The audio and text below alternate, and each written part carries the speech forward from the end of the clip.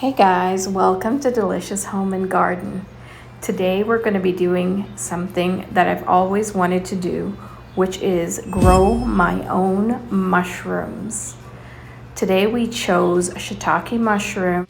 Not only are shiitake mushrooms delicious, but they're packed with loads of vital nutrients for our body.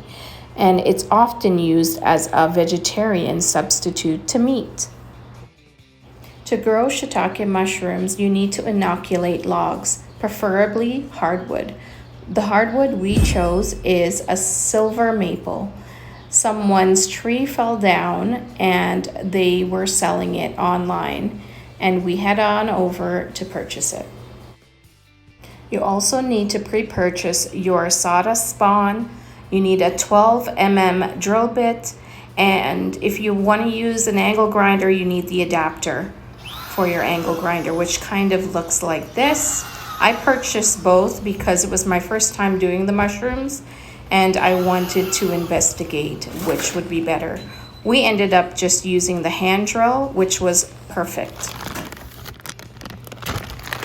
Here is our sawdust spawn that I purchased online. It came really fast. This is a great company to deal with.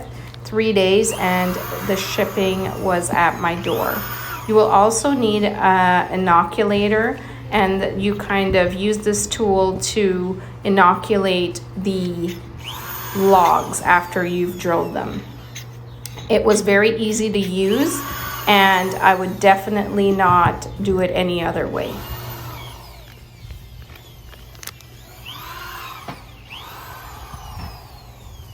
You will also need to purchase some soy wax or any kind of natural wax to coat the holes that you've inoculated.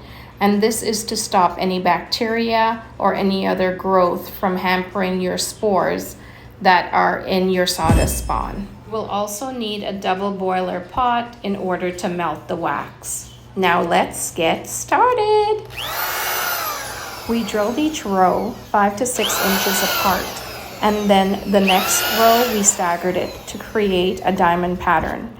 The drill bit is so wonderful. It clears out the hole for you and also drills each hole to its precise filling for the inoculator. So the two tools are necessary and work well together in order to give you a nice tight fill of the sawdust spawn.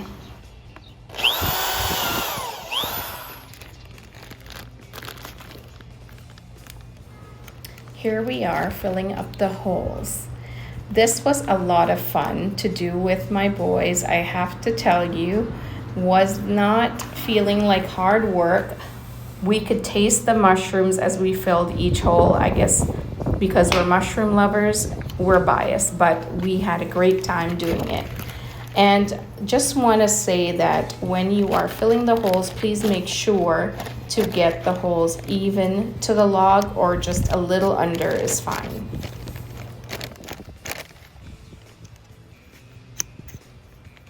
Using the sawdust spawn was very economical rather than the sawdust plugs. Right up to the top. But we do have the tools for life, which we had to purchase, the drill bits and the inoculator.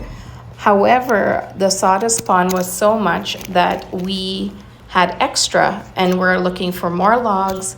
And in the meantime, we're going to keep it in the fridge, which it can stay for up to 6 months. Best time to inoculate your logs is in May, and sometimes you're lucky enough to get some mushrooms by November, but more than likely it'll be till the following year that you can reap your rewards. This is a double boiler that I used to melt my wax, and this is the consistency that you will need to use to block off the inoculated holes. Don't brush tight. While covering the inoculated holes, we brushed over each hole twice, going around the log 2 times. This is to ensure that we've got a tight seal and that our spores will be protected from bacteria and other pests. When you're choosing logs, please make sure that it's not been sitting for an entire year.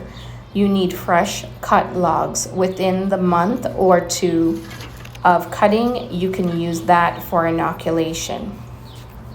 This is so that there is no bacteria in the logs. Once you've completed your inoculation and brushing your wax on twice, then you can stack your logs in a grid pattern, or as my son likes to call it, a Jenga pattern. The logs need to be placed in a sun-free spot, somewhere under a tree or at the side of your house is perfect.